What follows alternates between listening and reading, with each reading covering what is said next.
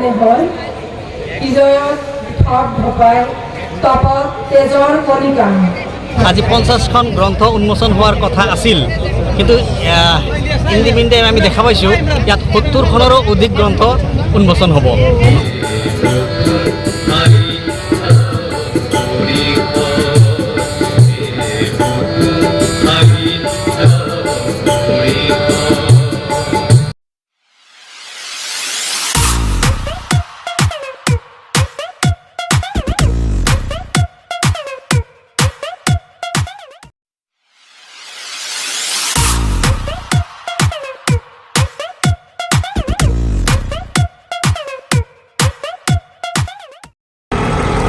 নমস্কাৰ দৰ্শক বন্ধু ভিন্ন সদৰ ইউটিউব চেনেল আছামিজ ব্লগৰ মজিয়ালৈ মই মহিবুলে আপোনালোকক স্বাগতম জনাইছোঁ দৰ্শক বন্ধুসকল আজি আপোনালোকক লৈ গৈ আছোঁ বৰপেটা জিলাৰ কলগাছিয়াত অনুষ্ঠিত হৈ থকা নতুন সাহিত্য পৰিষদৰ 19 সংখ্যক দ্বিবাৰ্ষিক সন্মিলনীলৈ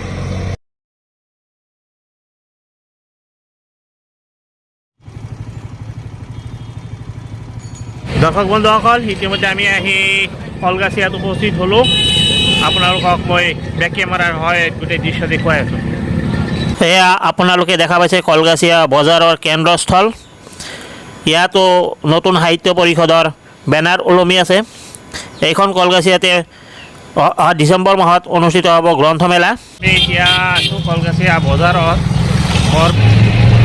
এয়া আপোনালোকে দেখা পাইছে বৰপেটা অসামৰিক চিকিৎসালয় পূৰ্বে এই চিকিৎসালয় বৰপেটা চহৰত আছিল সম্প্ৰতি ইয়াক স্থানান্তৰ কৰি ইয়ালৈ অনা হৈছে ইয়াৰ ঠিক বিপৰীত প্ৰান্তত কলগাছিয়া ষ্টেডিয়াম প্ৰকল্প আৰু এই নিৰ্মীয়মান ষ্টেডিয়াম কমপ্লেক্সতে অনুষ্ঠিত হৈ আছে অসমীয়া সাহিত্য সন্মিলনীৰ 19 সংখ্যক দ্বিবাৰ্ষিক সন্মিলনী আমি মূল দ্বাৰেৰে অধিৱেশনস্থলীত প্ৰৱেশ কৰিছোঁ ইয়াত জনসমাগম দেখিবলৈ পোৱা গৈছে ইয়াতে লগ পাইছোঁ এগৰাকী লেখিকাক লিখা মেলা মানে মই বহু আগৰ পৰা এই পেপাৰত অলপ লিখিছিলোঁ আজিৰ নতুন দৈনিক নামৰ পেপাৰখনত মই লিখিছিলোঁ মাজত মানে বহুত কিবা কিবি হৈ যোৱাৰ বাবে মই মানসিকভাৱে ভাগি পৰোঁ তাৰপিছত মই স্তব্ধ হৈ পৰিলোঁ মোৰ লিখা মেলাত তাৰপিছত আকৌ মই যিবিলাক কাৰণত মোৰ লিখা মেলা স্তব্ধ হৈ পৰিল সেই কাৰণবিলাকৰ হেঁচাত মই এখন গ্ৰন্থ প্ৰকাশ কৰিলোঁ মোৰ সেইখন আচলতে মোৰ জীৱনীমূলক গ্ৰন্থ উপন্যাস আকাৰে লিখিছোঁ সেইখনৰ নাম হৈছে অৱগুণ্ঠনৰ বাহিৰে ভিতৰে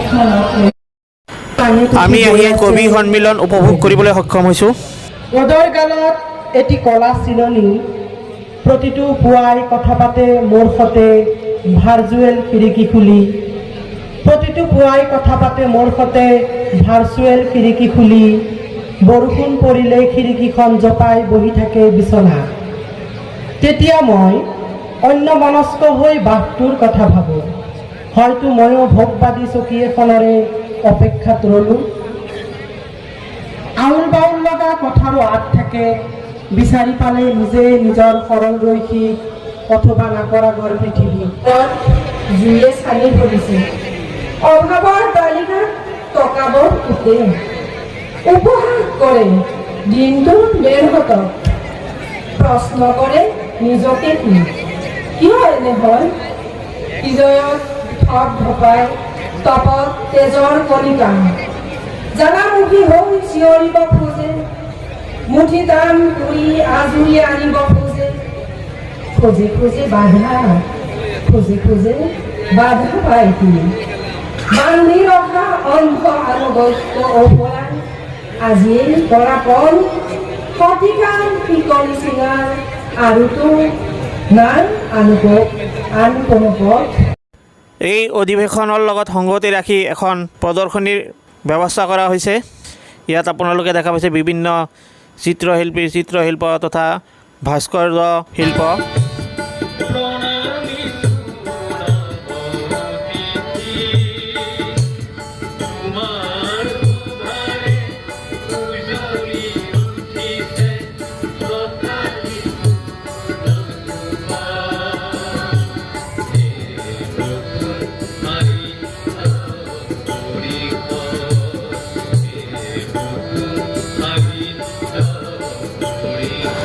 সাহিত্যৰ অনুষ্ঠান হিচাপে সন্মিলনৰ লগত সংগতি ৰাখি এটা সৰু গ্ৰন্থমেলাৰো আয়োজন কৰা হৈছে।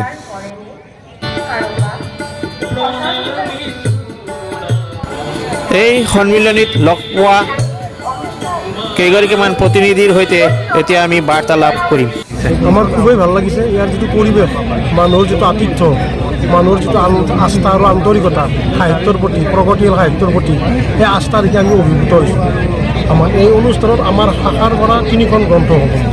এখন গ্ৰন্থ হৈছে আমাৰ শাখাৰ মানে মুখপত্ৰ জনকণ্ঠ, যিখন মানে আমাৰ ৰমণী নাথে সম্পাদনা কৰিছে, আৰু আমাৰ দ্বাৰা ৰচিত আৰু প্ৰতিপল সংবাদে প্ৰকাশ কৰা এখন গ্ৰন্থ, সেইখন হৈছে চৰ চাপৰি আৰু অন্যান্য। আৰু আনখন গ্ৰন্থ হৈছে আমাৰে শাখাৰ সদস্য বাবুল বৰ্মন, তেওঁৰ হৈছে কবিতা পুথি, সেইখন হৈছে আইৰ চকুলো। আৰু আমাৰ যিখন চৰ চাপৰি আৰু অন্যান্য, সেইখন গ্ৰন্থ চৰ চাপৰি বিষয়ক, তাৰ উপৰি অসমৰ বিদেশীকতা আন্দোলনৰ সময়ত এই যিটো মানে হাৱা, এই হাৱা সম্পৰ্কত বা গোটেই পৰিৱেশ সম্পৰ্কত তাতে পাব। ইয়াৰ লগতে আৰু আছে আমাৰ যিখিনি বৰক্ষেত্ৰীত থকা যিখিনি পূৰ্ববংগীয় মুছলমান, এই মুছলমানখিনি সমাজ নিৰ্মাণত, সমাজ বিকাশত কেনেকুৱা ধৰণৰ অৱদান আগবঢ়াইছে তাৰো এক বিস্তৃত মানে পৰিচয় আছে। আহি খুব ভাল লাগিছে যে ইয়াত আজি 50খন গ্ৰন্থ উন্মোচন হোৱাৰ কথা আছিল, কিন্তু ইণ্ডিপেণ্ডে আমি দেখা পাইছোঁ ইয়াত 70খনৰো অধিক গ্ৰন্থ উন্মোচন হ'ব। গতিকে সাহিত্যৰ ক্ষেত্ৰত ই এক মানে যোগাত্মক এটা মানে পদক্ষেপ বুলি আমি ভাবিছোঁ। গতিকে এইটো এটা শুভ লক্ষণ যে সাহিত্যৰ প্ৰতি মানুহৰ আগ্ৰহ কিমান বৃদ্ধি পাইছে, আৰু এই গ্ৰন্থ উন্মোচনে তাক প্ৰমাণ কৰে।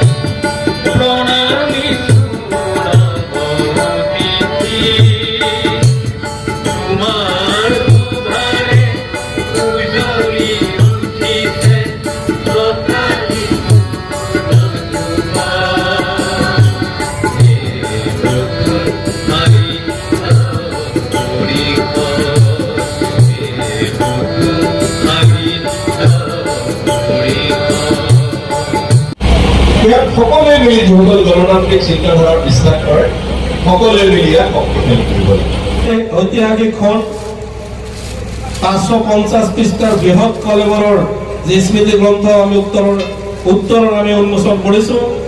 আপোনালোকে সকলোৱে এটা হাত চাপৰি দিয়ক।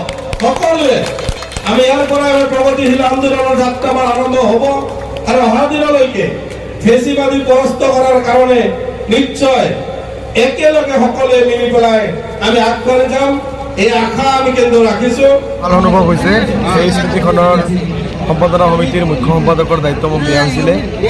নতুন সাহিত্য পৰিষদ এটা প্ৰগতিশীল সাহিত্য, আৰু এইবাৰ প্ৰথমবাৰৰ কাৰণে অসমৰ এখন সংখ্যালঘু অধ্যুষিত অঞ্চলত এই নতুন সাহিত্য পৰিষদৰ দ্বিবাৰ্ষিক ৰাজ্যিক সন্মিলন অনুষ্ঠিত হৈছে, আৰু সেই সন্মিলনত ৰাইজ জড়িত হৈছে। আৰু এই স্মৃতিগ্ৰন্থত আমি বহু লেখকৰ লেখা আমি সন্নিৱিষ্ট কৰিছোঁ। ইয়াত অসমৰ বিশিষ্ট লেখকসকলৰ লগতে আমাৰ এই অঞ্চলৰ স্থানীয় যিসকল লেখক উদীয়মান আৰু প্ৰতিষ্ঠিত সকলোৰে লেখা আমি সন্নিৱিষ্ট কৰিছোঁ। আৰু স্মৃতি গ্ৰন্থখনে অসমৰ সমাজ জীৱনৰ বিভিন্ন দিশ ইয়াতে সামৰি লৈছে। আমাৰ কিছুমানে কৈছিল যে এইটো ISBN থকা হ'ব লাগে, তেতিয়াহ'লে আমাৰ কিছুমান লেখক লেখিকাৰ তেওঁলোকৰ সুবিধা হয়, আৰু এখন ভাল কিতাপত সাধাৰণতে ISBN থাকে, আৰু সেইকাৰণে আমি এইখন ISBN দি পেলাই আমি কিতাপখন উলিয়াইছোঁ। উল্লেখযোগ্য যে এই উত্তৰণ শীৰ্ষক স্মৃতি গ্ৰন্থত এই অভাজন আৰু অসমীয়া ভাষা সাহিত্যলৈ চৰ্চা পৰিভাষীৰ অৱদান শীৰ্ষক এটি নিবন্ধ প্ৰকাশ পাইছে।